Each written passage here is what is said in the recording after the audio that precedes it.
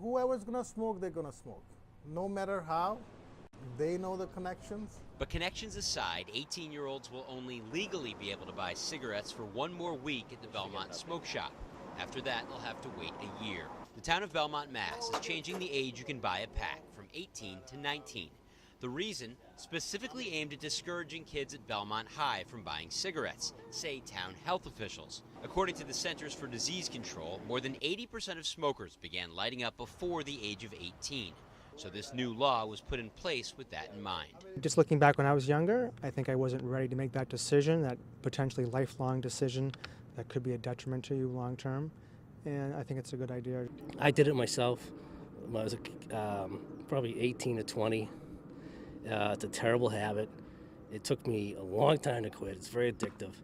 Bob Goodwin, watching his 17-year-old son play in a senior Babe Ruth game, thinks there's an easy way around the law in Belmont. Watertown, Cambridge, Arlington, you know, they just drive over the border. The kids have licenses, they have cars.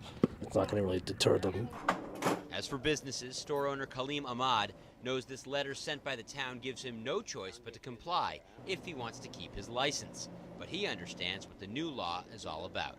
I appreciate, whatever they're doing, Besides that, if I say, as the owner for the store, it's gonna bad. It's gonna hurt my business.